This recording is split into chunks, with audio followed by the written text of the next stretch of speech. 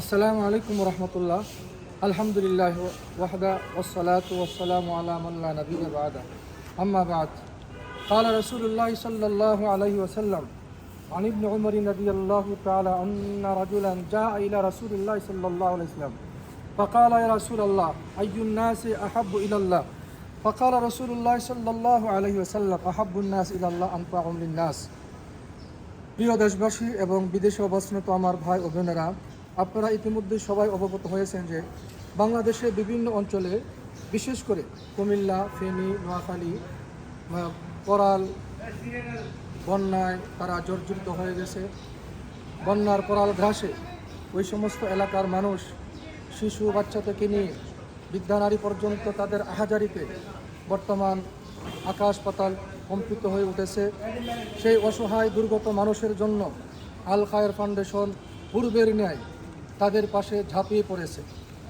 আল খায়ের ফাউন্ডেশনের একজাক তরুণ কর্মী, আল খায়ের ফাউন্ডেশনের কান্ট্রি ম্যানেজার তারেক মোহাম্মদ সজীবের নেতৃত্বে ইতিমধ্যে গতকাল একটি টিম কুমিল্লা নোয়াখালীতে চলে গেছে। তারা সেখানে কাজ করতেছে। আল খায়ের ফাউন্ডেশন এই অসহায় মানুষের মুখে একটু খাবার পৌঁছে দেওয়ার জন্য ইতিমধ্যে তারা 1000 শুকনো খাবারের প্যাকেট তৈরি করেছে। আল খায়ের ফাউন্ডেশন এর পূর্বেও বিভিন্ন অঞ্চলে যে কোনো দুর্যোগ মুহূর্তে তারা ঝাঁপিয়ে পড়েছে। সেই আশা ব্যক্ত করি আল খায়ের ফাউন্ডেশন বর্তমান যে বন্যা কবলিত এলাকা কুমিল্লা, ফেনী, তারা সেখানে যাওয়ার জন্য প্রস্তুতি গ্রহণ করেছে। কারণ হুজুর পাক সাল্লাল্লাহু আলাইহি ওয়াসাল্লামের নিকট এক লোক আইসা বলতেছেন, ইয়া রাসূলুল্লাহ, মানুষের মধ্যে সর্বোত্তম মানুষকে? হুজুর পাক সাল্লাল্লাহু আলাইহি ওয়াসাল্লাম বলেন, মানুষের মধ্যে সর্বোত্তম ওই মানুষ যে মানুষের বিপদে, মানুষের আপদে, মানুষের দুর্যোগ মুহূর্তে যে উপকার করে, সেই হলো উত্তম মানুষ। সেই আশা নেই এই আল খায়ের ফাউন্ডেশন একজাক তরুণ, তারা মানুষের কাছে ঝাঁপিয়ে পড়ে।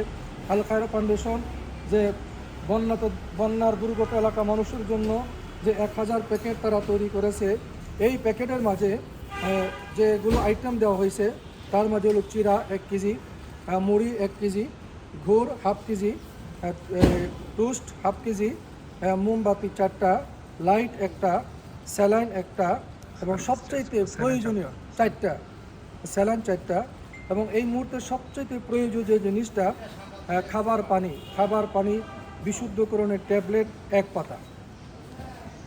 প্রিয় দেশবাসী, আল খায়ের ফাউন্ডেশন ইনশাল্লাহ এই বন্যা দুর্গত কবলিত এলাকায় যখন পানি সরে যাবে, পরবর্তীতে তাদের যে টার্গেট, পরবর্তী হলো ফুড প্যাক তারা তৈরি করবে এবং পানি সরে গেলে রান্না করার খাবার তাদের মাঝে পৌঁছে দেওয়ার জন্য তারা আরেকটি প্যাকেট করবে, যেখানে থাকবে চাল, ডাল, তৈল, মশলা ইত্যাদি ইত্যাদি।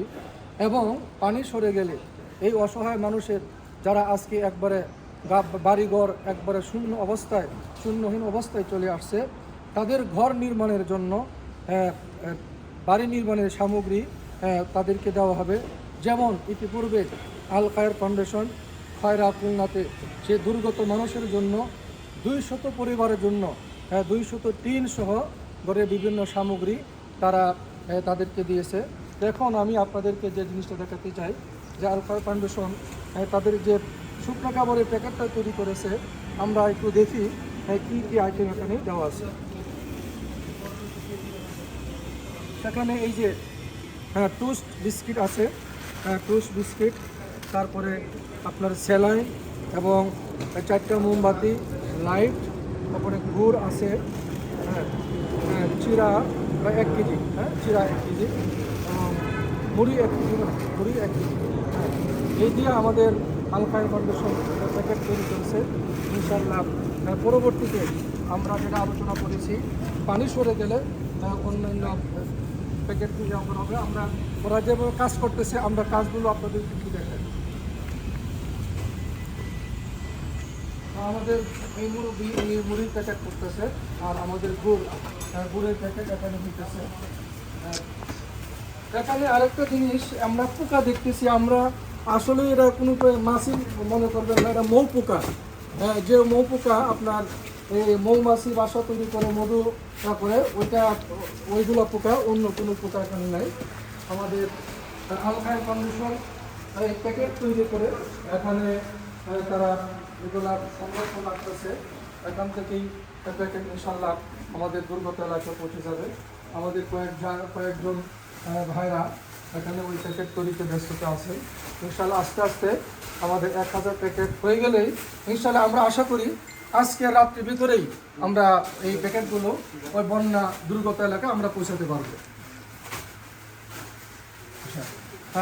আমি প্রিয় দেশবাসী এবং সকলের নিকট, বিদেশে অবস্থা সকলের নিকট আমরা আল খায়ের ফাউন্ডেশনের জন্য দোয়া চাচ্ছি যে আল্লাহ তাবারক ওয়া তাআলা আল খায়ের ফাউন্ডেশনকে মানবতার জন্য, মানবতার ডাকে প্রত্যেকটা দুর্গত অবস্থা যেখানেই হোক, দেশের যে কোনো অঞ্চলেই তারা বিপদগ্রস্ত হোক, তারা যেন এই একজাত তরুণকে নিয়ে তাদের খেদমতের জন্য উপস্থিত হইতে পারে, তারা যেন সুস্থ থাকে এবং আল খায়ের ফাউন্ডেশনকে পৃথিবীর বিভিন্ন অঞ্চলের জন্য যেন কবুল করেন, সেই প্রার্থনা আপনাদের নিকট চাচ্ছি।